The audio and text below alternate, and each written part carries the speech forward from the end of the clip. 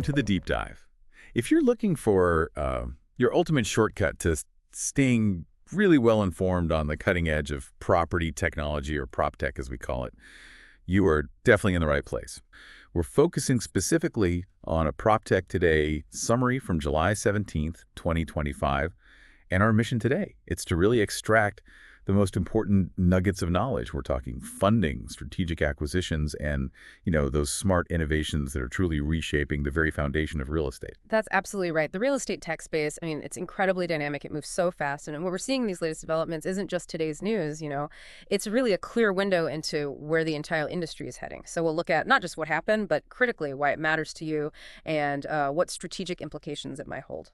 Okay, let's kick things off then. There's a significant splash of capital making waves here. We're talking about an Austin-based PropTech firm. They just secured a substantial investment, and it's squarely aimed at tackling a really persistent, kind of insidious problem in real estate: fraud.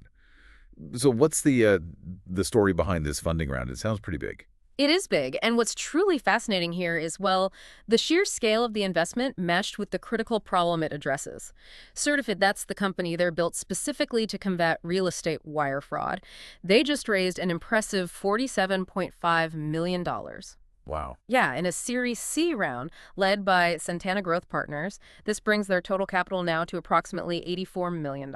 That's a powerful vote of confidence from investors for sure. Absolutely. And beyond just the impressive numbers, what does a Series C of this magnitude, specifically in fraud prevention, signal about how investors and maybe the broader real estate world are viewing this issue now? Is it maturing? Yeah, I think it signals a couple of things. First, it definitely underscores that wire fraud isn't just some minor nuisance, right? It's a pervasive, really high-cost threat. It's reached a point where sophisticated insured tech solutions are becoming, well, essential infrastructure. CertifID's platform, for instance, it safeguards transactions, it verifies identities, secures payments, and get this, it even insures each real estate deal up to $5 million. $5 million per deal. Per deal, to prevent wire fraud losses. And, the company was actually founded after one of its co-founders personally fell victim to wire fraud. Oh, wow. Which truly highlights the financial devastation this stuff causes. Yeah. And second, their proven track record is key here. They've helped recover over $100 million and prevented something like $1.3 billion in potential losses to date. Huge numbers. Exactly. So it shows this isn't just, a promising idea. It's a vital, effective solution. And its technology has broader applicability. This new funding isn't just for real estate, actually. It's set to fuel their growth into other industries that get targeted by email fraud. Science. Showing a really clear path for expansion. Right. So it's not just staying within the real estate bubble. Makes Yeah. sense. Okay. So from fighting fraud, securing those transactions, let's pivot a bit. Let's talk supercharging data and lead generation. We've got a major strategic acquisition to discuss here. PropStream, that's the property data and lead gen platform owned by Stewart Title. They've made some intriguing moves. They've acquired two pretty popular investor tools, BatchLeads and BatchDialer. Now, this sounds like a significant play in the data space. What's your take on this acquisition? What does it mean for the market? Yeah, this immediately brings up that important question about consolidation, right? Yeah. And the push for more integrated solutions within PropTech. We see this trend a lot. Both BatchLeads and BatchDialer, they're well known for their AI-driven lead data and outreach features. Pretty powerful stuff.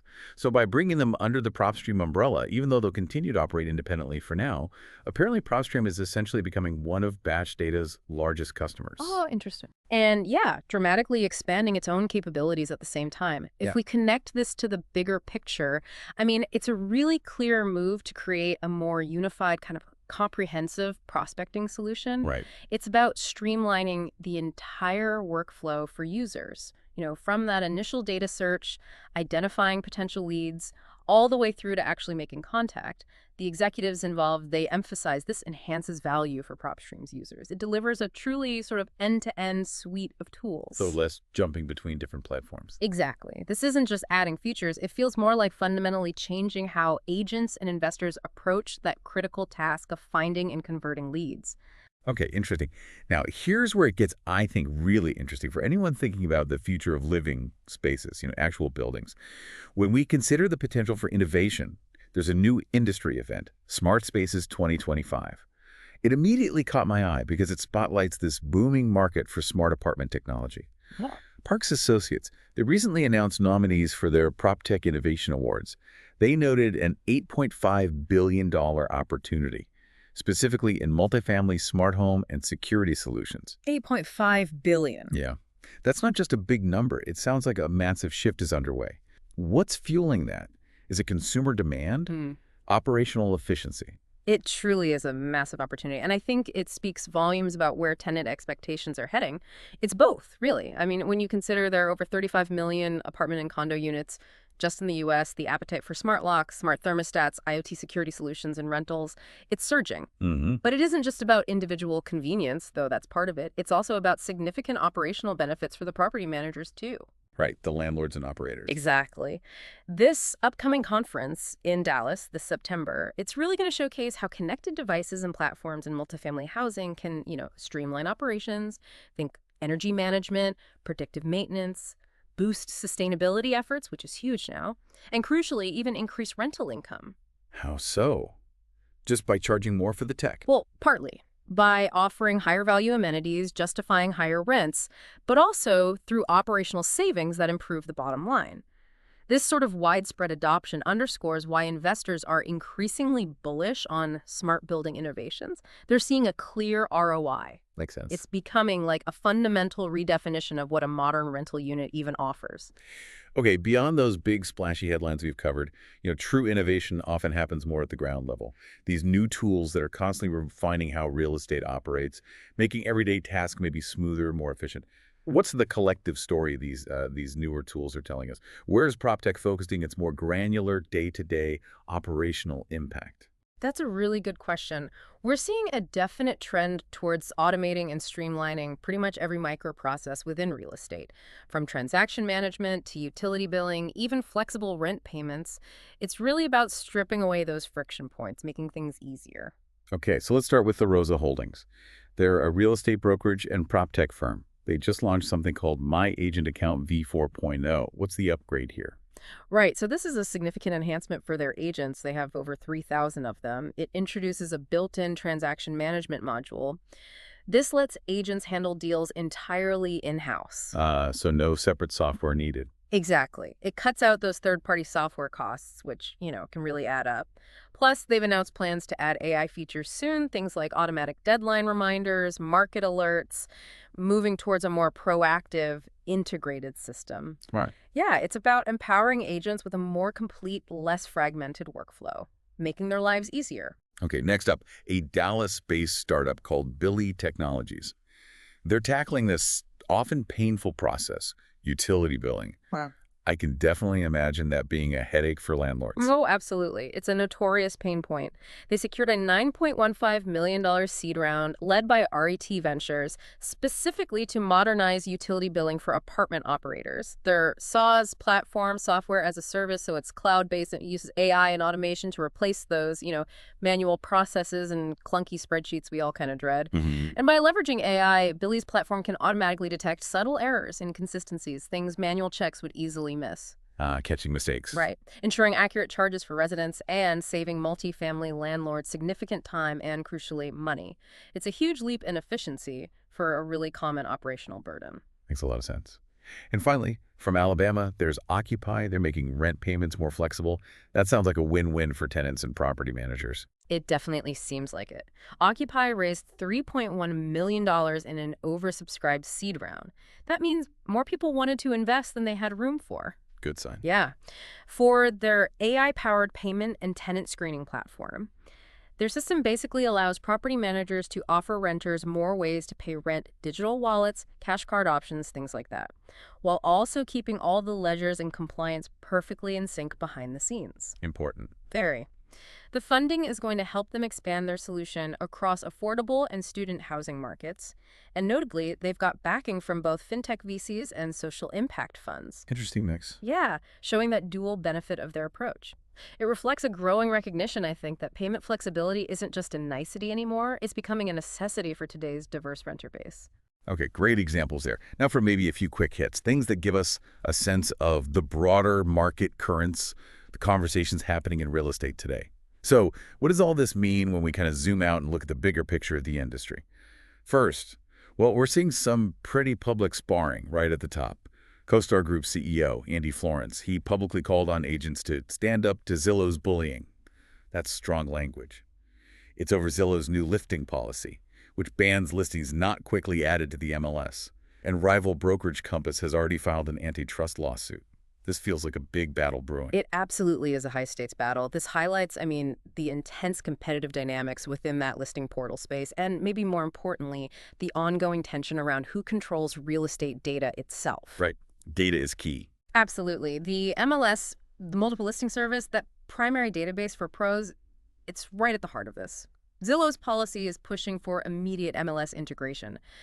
CoStar sees this as, well, an attempt to control the flow of information, maybe gain leverage. The implications here are pretty significant. We're talking data ownership, agent autonomy, and ultimately market power in PropTech. It's a really key dispute to watch. Definitely.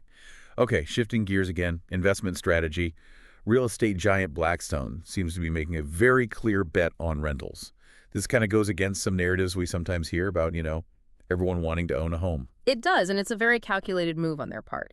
Blackstone is strategically expanding their rental housing portfolio across multi-family, student housing, mobile homes, even single-family rentals. So across the board in rentals. Pretty much. And while they still own technically under 1% of U.S. rental homes, that translates to a massive 274,000 units.